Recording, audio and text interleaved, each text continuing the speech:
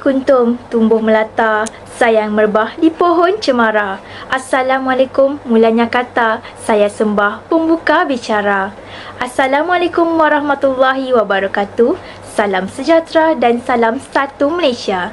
Ahli panel dan sidang hadirin yang dirahmati Allah sekalian, segala puji-pujian kehadrat Allah Subhanahu Wa Taala kerana dengan limpah kurnia dan izinnya dapat kita bersama-sama bersua pada pagi yang nirmala bening lagi ceria pada hari ini.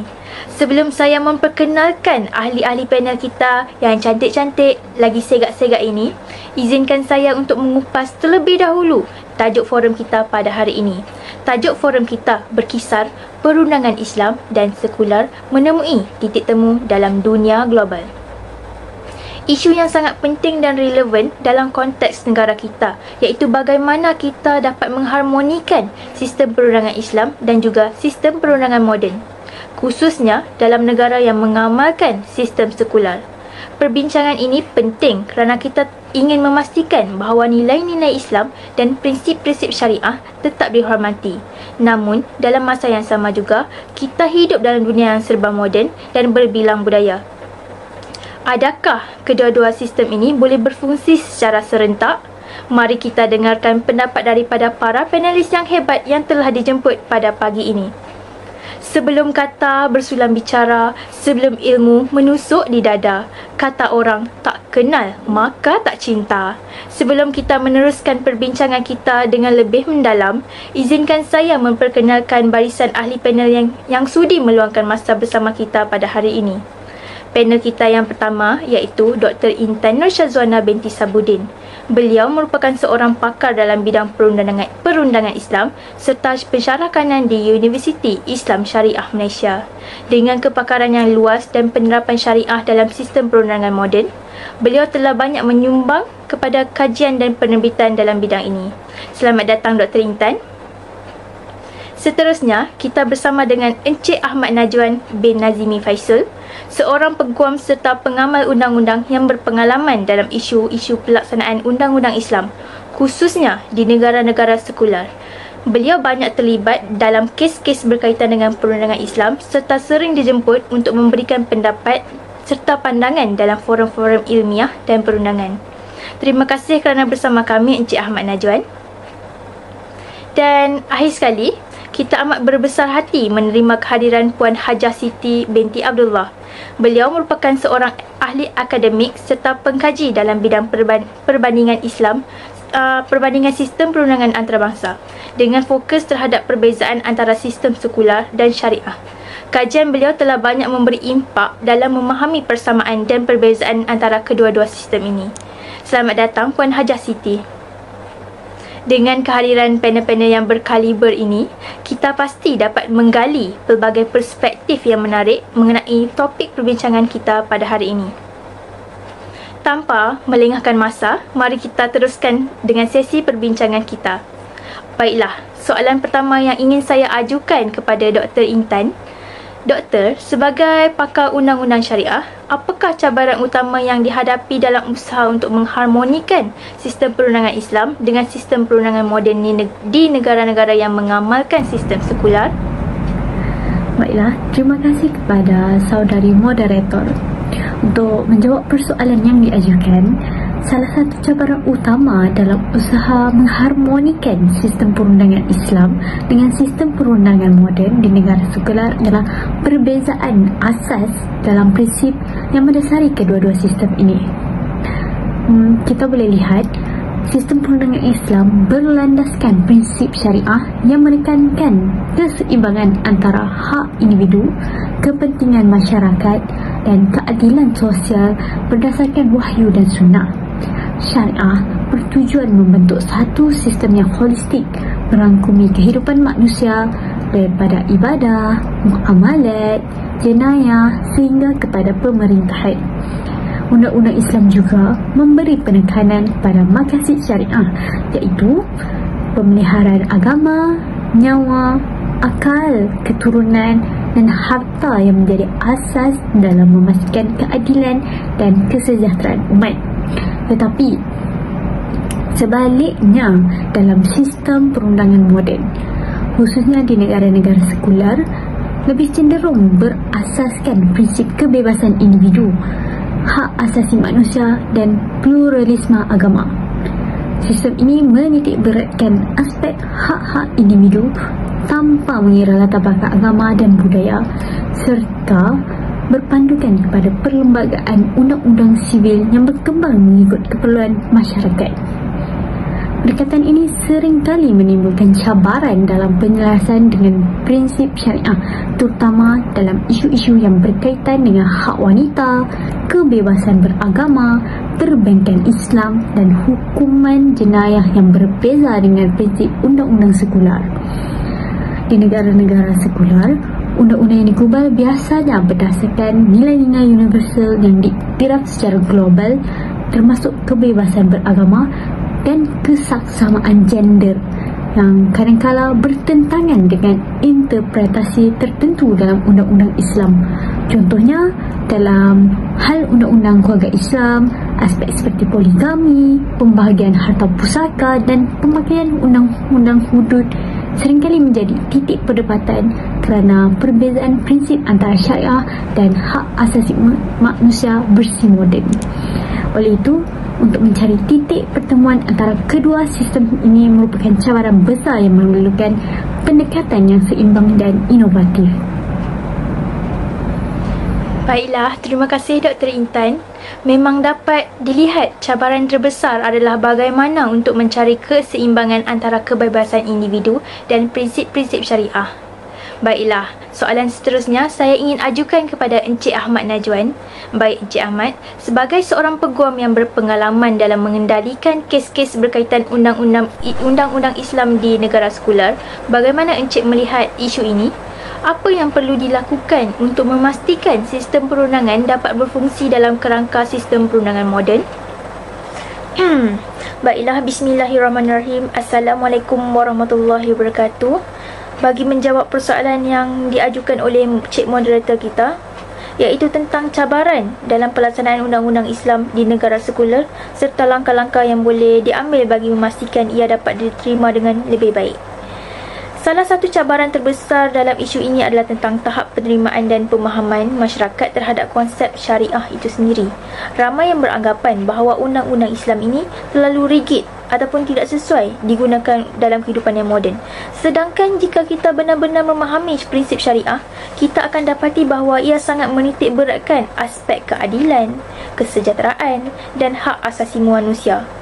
Oleh itu, sebelum kita berbicara mengenai pelaksanaannya, perkara utama yang perlu kita lakukan adalah meningkatkan kesedaran dan pemahaman masyarakat mengenai keindahan serta keadilan yang terkandung dalam sistem perundangan Islam.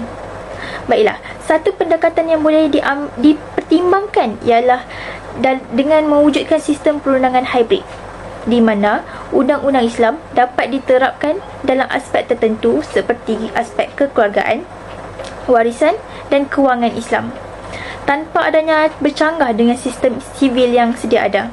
Kita boleh lihat contoh pelaksanaan ini di Malaysia, di mana undang-undang keluarga Islam telah lama dilaksanakan bagi umat Islam tanpa menjejaskan hak-hak individu bukan Islam. Ini telah membuktikan bahawa syariah sebenarnya boleh diamalkan secara beransur-ansur dan harmoni bersama sistem perundangan moden.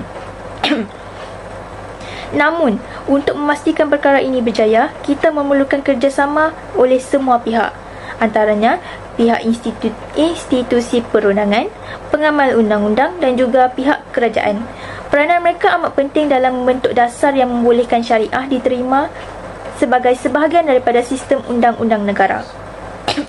Selain itu, pendidikan juga memainkan peranan yang besar dalam usaha ini. Kita perlu memastikan masyarakat memahami bahawa syariah bukanlah sistem yang zalim ataupun ketinggalan zaman, tetapi satu sistem yang fleksibel dan mampu menangani cabaran kehidupan moden dengan adil dan saksama. Akhir sekali, kita perlulah sedar bahawa kejayaan pelaksanaan undang-undang Islam di negara sekular bergantung kepada keterbukaan masyarakat dan keinginan pemimpin untuk melihat syariah sebagai satu sistem yang boleh membawa manfaat kepada semua. Jika kita tak dapat meningkatkan kesedaran dan kefahaman masyarakat serta menggalakkan perbincangan yang lebih terbuka dan ilmiah, tidak mustahil suatu hari nanti syariah dapat diterima dengan lebih baik dan meluas tanpa sebarang salah faham ataupun konflik. Baiklah, saya rasa itu saja kira-kira penjelasan daripada saya. Terima kasih Encik Ahmad Najwan atas penjelasan yang sangat benar sebentar tadi. Memang benar, pendidikan dan kesedaran mengenai prinsip-prinsip syariah adalah sangat penting dalam pelaksanaan undang-undang Islam di negara sekular. Baiklah, Puan Hajah Siti, sebagai seorang pengkaji sistem perundangan antarabangsa, bagaimana menurut pandangan Puan kita dapat mengharmonikan perundangan Islam dengan juga sistem perundangan sekular? Adakah terdapat contoh negara yang berjaya melakukannya? Bismillahirrahmanirrahim. Alhamdulillahirrabbilalamin. Wassalatu wassalamu ala ashrafil anbiya'i wal mursalin wa ala alihi wa sahbihi ajma'in. Terima kasih kepada saudari moderator. Dari perspektif perundangan antarabangsa, saya percaya bahawa usaha menyelaraskan undang-undang Islam dengan sistem sekular memerlukan pendekatan yang lebih dinamik, fleksibel dan berasaskan kepada realiti global semasa. Kita harus faham bahawa sistem perundangan Islam bukanlah satu sistem yang kaku atau statik. Sebaliknya, ia mempunyai keupayaan untuk berkembang dan disesuaikan dengan perubahan zaman, selagi prinsip asasnya tidak dikompromikan. Keupayaan ini berpunca daripada sifat syariah itu sendiri yang memberi ruang kepada ijtihad dan penyesuaian melalui kaedah fiqh seperti kepentingan umum, keutamaan keadilan dan pencegahan kemudaratan. Kita boleh lihat negara-negara seperti Malaysia, Indonesia menjadi contoh bagaimana sistem perundangan berkembang boleh berfungsi dengan baik dalam konteks negara yang mempunyai masyarakat berbilang agama. Di Malaysia, undang-undang syariah diaplikasikan khusus kepada umat Islam dalam isu-isu berkaitan perkahwinan, perceraian, nafkah, warisan dan jenayah tertentu seperti kesalahan moral di bawah bidang kuasa mahkamah syariah. Pada masa yang sama, undang-undang sivil diterapkan kepada seluruh rakyat tanpa mengira latar belakang agama, termasuk dalam bidang jenayah, kontrak, perbankan dan hak asasi manusia.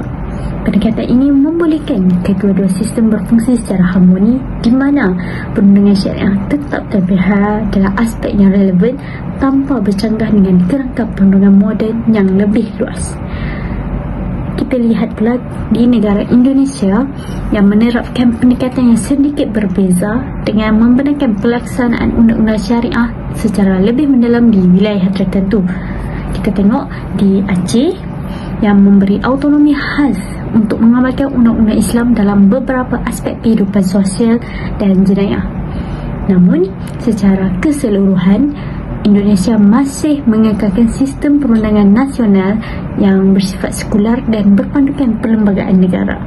Ini menunjukkan bahawa model penyelesaian undang-undang Islam dan sekular boleh berbeza mengikut konteks sesebuah negara, bergantung pada sejarah, demografi dan keperluan masyarakat. Dalam isu global yang semakin terhubung, keperluan untuk memperkasakan kerjasama antarabangsa dalam isu-isu perundangan Islam juga semakin penting. Salah satu contoh terbaik dalam hal ini ialah sektor kewangan Islam yang kini diterima secara meluas di peringkat antarabangsa dan beroperasi selari dengan sistem kewangan konvensional.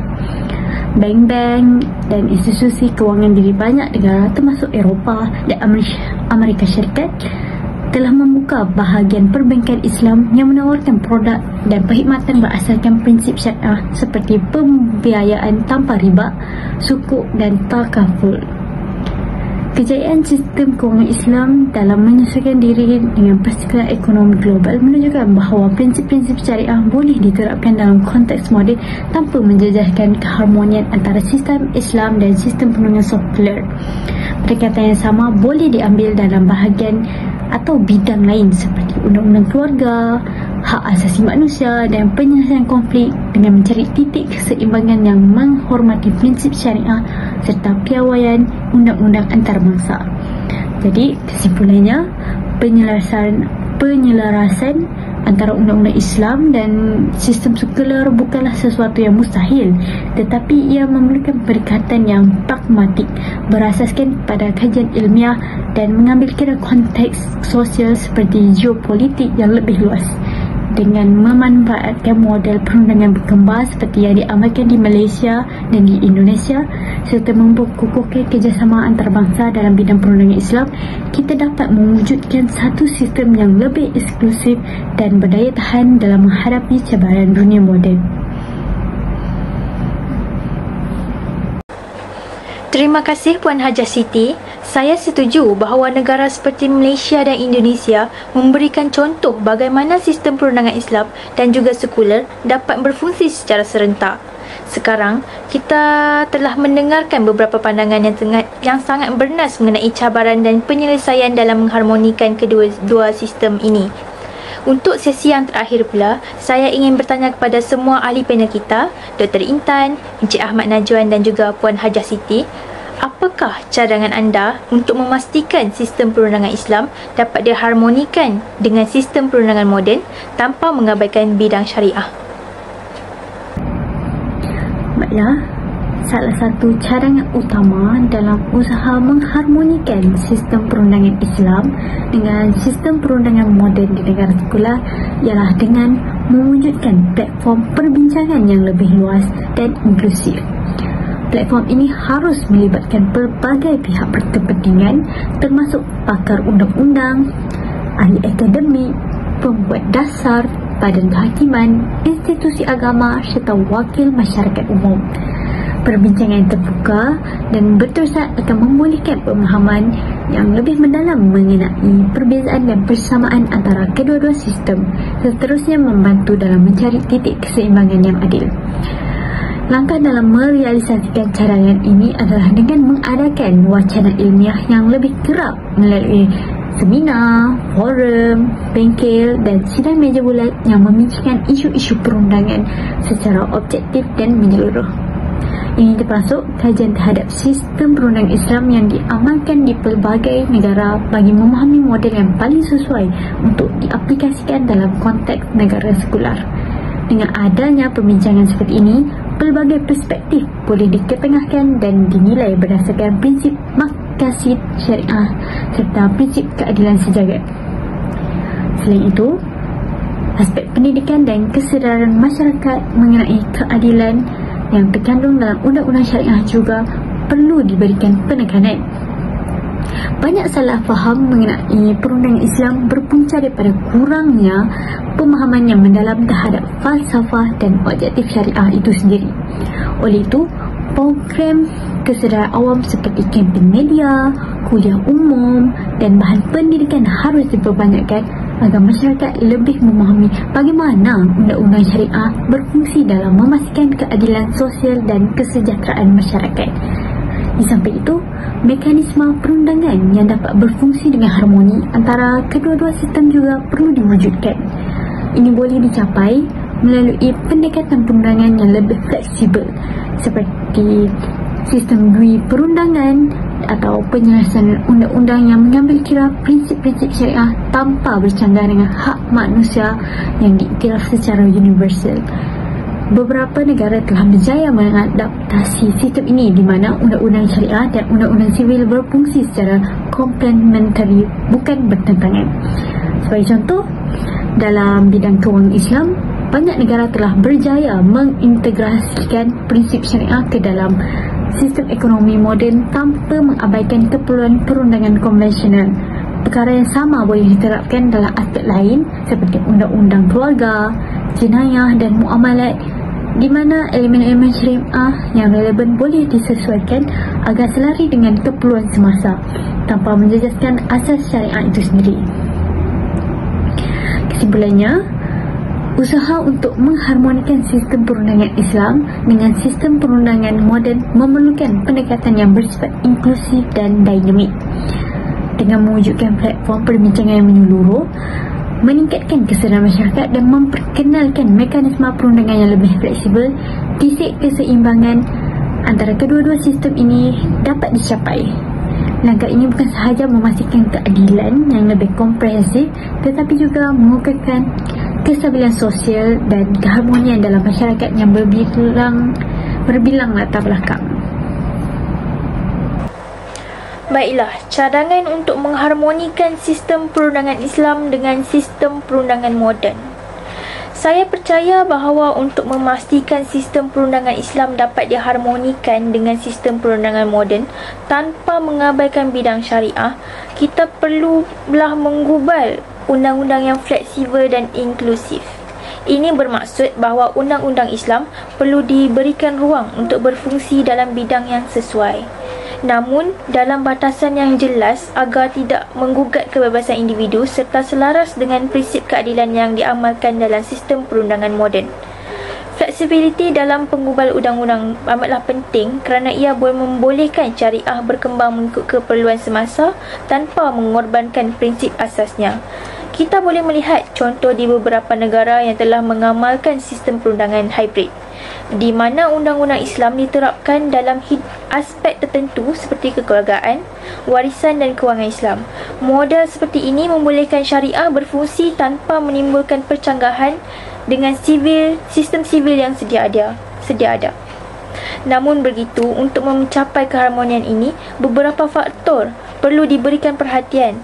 Pertama, kita memerlukan garis panduan yang sangat jelas dalam pelaksanaan undang-undang Islam.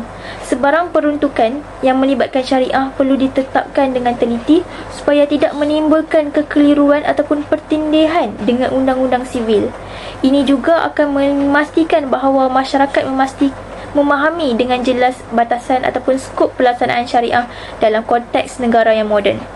Kedua, aspek penguatkuasaan perlu dititik beratkan. Kita tidak mahu wujud keadaan di mana undang-undang Islam hanya wujud di atas kertas sahaja, tetapi tidak dilaksanakan dengan adil dan telus. Oleh itu, pihak berkuasa perlu memastikan bahawa setiap peruntukan syariah yang digubal bukan sahaja dilaksanakan dengan baik, tetapi juga selaras dengan prinsip keadilan yang sejagat. Tiada unsur diskriminasi ataupun pilih kasih dalam pelaksanaan undang-undang ini, dan ia mestilah berpraktikkan dengan penuh profesionalisme.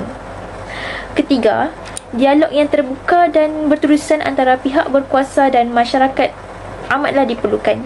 Dalam memastikan undang-undang Islam dapat diterima oleh semua pihak, pendekatan berasaskan pendidikan dan kesedaran perlu diperhebatkan. Masyarakat perlu dididik mengenai peranan sebenar syariah dalam perundangan supaya tidak disalah anggap sebagai satu sistem yang menindas ataupun ketinggalan zaman. Perbincangan ilmiah antara ahli akademik, pengamal undang-undang dan masyarakat perlulah diperluaskan supaya kefahaman yang lebih mendalam dapat dicapai. Jadi, saya rasa kesimpulannya, usaha untuk mengharmonikan sistem perundangan Islam dengan sistem moden memerlukan pendekatan yang bijaksana dengan mengubah undang-undang yang fleksibel dan inklusif, memastikan penguatkuasaan yang telus serta menggalakkan dialog yang terbuka antara pihak berkuasa dan masyarakat. Kita dapat memastikan bahawa syariah dapat diterapkan dalam sistem perundangan negara tanpa menimbulkan percanggahan dengan prinsip keadilan yang lebih luas. Ini bukan sahaja dapat memperkukuhkan kedudukan perundangan Islam, tetapi dapat mewujudkan satu sistem yang lebih adil dan seimbang bagi semua.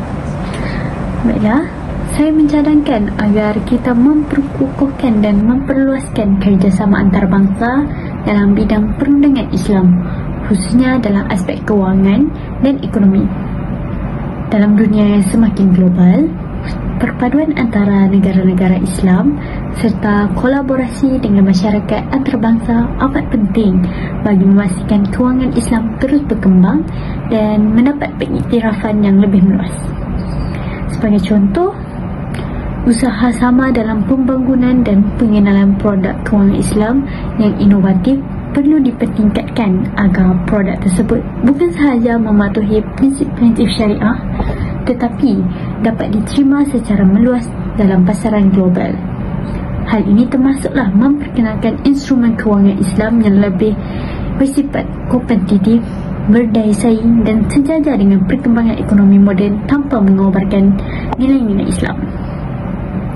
Selain itu, kerjasama boleh diperluaskan melalui penyelarasan piawaian perundangan antara negara-negara Islam bagi memastikan keseragaman dalam pelaksanaan perbankan dan kewangan Islam. Dengan adanya standard yang diiktiraf di peringkat antarabangsa, ia akan meningkatkan keyakinan pelabur global serta menggalakkan lebih banyak penyertaan dalam industri kewangan Islam. Pada masa yang sama, usaha dalam memperkukuhkan pendidikan dan penyelidikan dalam bidang perundangan kewangan Islam juga perlu diberikan perhatian. Institusi akademik dan penyelidik dari pelbagai negara boleh bekerjasama bagi menghasilkan kajian yang lebih komprehensif serta membangunkan model kewangan Islam yang lebih mantap. Jadi, secara keseluruhan, melalui kerjasama antarabangsa yang lebih erat, kita bukan sahaja dapat memperkasa sistem kewangan Islam, tetapi mampu menjadikan sebagai alternatif yang kukuh dalam ekosistem kewangan global, seterusnya memberi manfaat kepada umat Islam dan masyarakat dunia secara menyeluruh.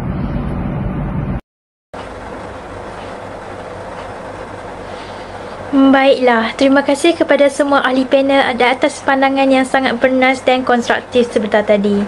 Sebelum kita menamatkan forum kita pada hari ini, saya ingin mengucapkan jutaan terima kasih kepada semua panel kita atas pandangan yang sangat bernas dan penuh berwawasan. Semoga perbincangan kita pada hari ini dapat membuka mata dan memberi pemahaman yang lebih mendalam mengenai bagaimana perundangan Islam dan juga sekular dapat diharmonikan untuk mencapai keseimbangan yang adil. Sebagai penutup, marilah kita ingat bahawa perundangan bukan hanya mengenai undang-undang yang diterapkan, tetapi juga tentang bagaimana kita mencipta ruang untuk keadilan, kemanusiaan dan kesejahteraan bersama. Meskipun terdapat perbezaan dalam sistem, kita boleh mencari titik temu yang memberi manfaat kepada semua pihak tanpa mengabaikan prinsip asas yang sedia ada yang kita pegang. Semoga perbincangan kita pada hari ini memberikan inspirasi kepada semua untuk terus berusaha mencari jalan yang terbaik bagi menyatukan perundangan yang adil dan harmoni dalam dunia yang semakin kompleks ini. Terima kasih sekali lagi dan semoga kita semua dapat memperkukuhkan usaha untuk mencapai kesejahteraan bersama dalam sistem perundangan yang adil dan inklusif ini. Assalamualaikum warahmatullahi wabarakatuh. Jumpa lagi di lain masa dalam forum pendidikan yang seterusnya.